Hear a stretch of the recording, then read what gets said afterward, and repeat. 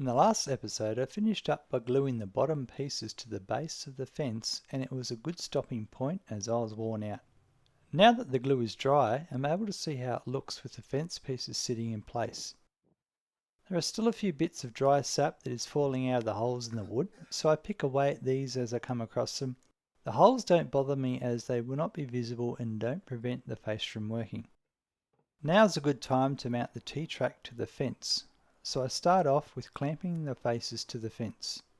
With the track sitting there, I use a square at one end to make sure it's flush, and then mark the other end where I need to cut it. I'm back to using that yellow guide to help me cut the track nice and square, and then I follow up with filing the sharp bits left over. With that complete, I put the track back onto the fence face down so I can mark out where I need to drill the holes. I decided to use the 4 screws that came with the track, and the end screws will be 1 inch in and the inner screws will be 12 inches in from the outer holes. I drill all the holes from the back side first, and then turn the track over and use my hand drill to drill the countersunk hole so the screws are recessed into the track. With this done, I bring the fence back to the table and lie it down on its back so I can make sure the track is straight while I mark out the screw hole locations. I pick the right size drill bit and then mark the screw length using some blue tape, followed by drilling the 4 pilot holes for the screws. Now, due to the wonders of the camera battery going flat, you'll need to use your imagination of me screwing the track into the fence. Next up, it's time to install the inserts into the face pieces. There's 2 per face. I use my square to mark the center point of each insert. I know where this is because at the end of the last episode I had marked these using the dado slots. I then use a small drill bit to start the pilot hole so the holes are exactly centered. Now before I go any further, it's time to test out how to install the insert following the guide in the book. It says that after drilling the hole for the insert, I should use the drill press to align the insert while screwing it in using the chuck. So first up, I use my vernier calipers to determine that I need an 11mm drill bit that matches the width of the insert shank. I then mark the length of the insert using the blue tape on the drill bit. This will help me align the drill press next. Now with the drill bit in the press, I can adjust the depth stop using the blue tape on the bit. I have a scrap piece of red gum the same size as the fence, so I'm going to test installing an insert into this first. I have a length of threaded rod, and on this is a T-nut that will hold the insert in place while I screw it into the wood. This then gets installed into the chuck of the drill press, and then I bring the drill press table up nice and close. I put a clamp in place so the red gum doesn't move during the next steps, which is to lower the insert into the hole while using my hand to rotate the chuck, causing the insert to screw into the wood. Now when I try this method, it's quite hard to get the insert to screw in. I'm assuming this is because the red gum is a hardwood. After a bit of fiddling around, I decided a pair of adjustable pliers does the job. I stopped short of screwing it in all the way as this was a test piece and I want to be able to reuse that insert. Okay, so with that test done, I'm ready to move on to the fences and get the inserts installed. I drill all the holes into the faces first, making sure the depth stop on the drill press is correct first. Now there's one step I need to complete that I didn't perform on my test, and that is to flatten the bottom of the holes, as the end of the drill bit is a cone shape. I couldn't just drill the hole deeper as the inserts are only 2mm shorter than the width of the face. So I mark the other end of the drill bit with some blue tape to use it as a depth gauge during the next step. I then use a small chisel to break down the wood fibres at the bottom of the holes to make it flat and vacuum it out, followed by checking with the drill bit. This takes a little bit of time to do it to all 4 holes, but eventually I get there, job done. With that out of the way, I proceed to install the inserts using the steps I used on my test piece. I get it started using the drill press chuck and then clamp it down and use the pliers to finish it off. I take my time here and it all goes to plan, and before long they are all done. Let's do a quick check with some T-bolts. It's working perfectly and I'm very happy with this outcome. Progress is being made.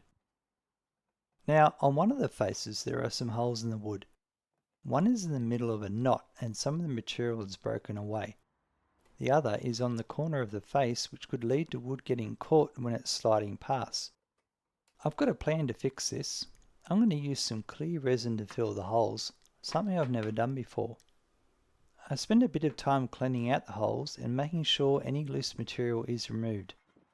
I then use some blue painter's tape to create a wall on the corner, and then I turn it over to put some more on the exit hole. Now it's time for the resin. With some protective gloves on, I mix 50-50 of the two parts together. I've not used this before, so the bottles are still sealed. Louise said she bought it a few years ago for a guitar she was going to build, but she hasn't got around to it yet, so I get to try it out first. It goes on pretty easily, and I use the end of a cable tie to help get it deep into the holes and remove any air bubbles. I'm not worried about it spilling outside of the holes, as I'm going to chisel it back and give it a sanding later. The main goal here is to fill the holes and end up with a flat surface. The next day I check it out and it's dried nice and hard. However, it seems as though one of the holes leaked out the bottom, so the corner piece seems to have a dip in it, but I'll wait until I remove the excess before determining how it worked out.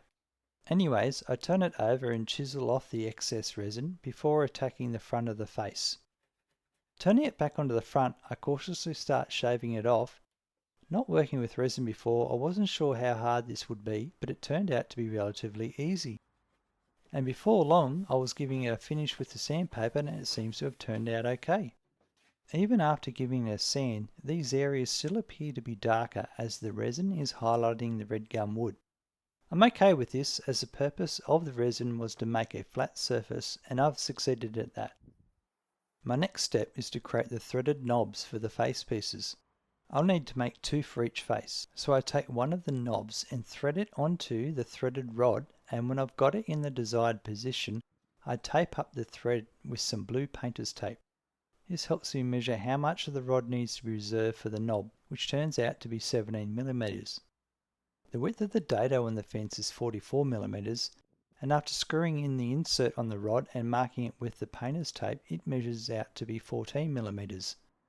Add all of these up and I need 4 pieces of threaded rod that are 75mm each. Using Louise's hacksaw, I cut myself 4 lengths of threaded rod and then smooth the faces and round the edges of each end using a small file. I very quickly drill 4 holes into a scrap piece of wood for the rods to sit in once they've been assembled and glued. I thread the knobs onto the rods first and put some blue tape on under the knob. This is so when I put the glue on, I know how far to thread each knob onto the rods and also to prevent any excess glue from running down the thread. With all of this preparation work, I then apply some rapid stick thread locker glue to the threaded rod and screw on the knob, using a cloth at the end to wipe away any excess glue. Once these are all done, I put them aside to dry and move on to the next step. Now it's time to trim the bottom of the fence to size. I put some blue painter's tape on the bottom edge of the fence and then clamp the fence down onto some blocks. I use my handsaw to cut away the excess while holding the blade against the edge of the fence, and these cuts come out nice and square. I take some time here to give the fence a finer sanding, as I'm getting closer to finishing it off. After this, I get my square and mark out the lines in the centre of the fence. This is where I will be cutting a 4-inch dado to allow for different size router bits.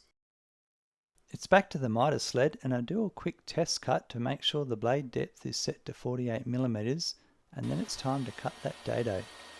You've seen this before, so let's jump to the end, and as you can see, it's turned out quite nicely and I'm left with lots of red sawdust. After a quick clean up, I turn it over, remove the blue tape, and it's coming up perfect. But I needed to spend some time here to sand back the table saw blade teeth marks before I'm completely happy. So what's next? Let's get those threaded knobs we glued up earlier and see how they turned out. They seem to be dried now, and they are the perfect size when screwed into the inserts through the fence. Before I forget, I need to use washers here, so on they go, and after repeating the same with the other face, it looks pretty awesome. You can see here how it all works. With this out of the way, I tighten up the faces and then give them a sanding to make sure they are nice and even with each other. However, on this note, it's time to wrap up this episode as the weekend has drawn to an end and I'm worn out from all this work. In the next episode, I'll be making the clamps for the fence, and that is the last step to complete the fence. Very exciting times.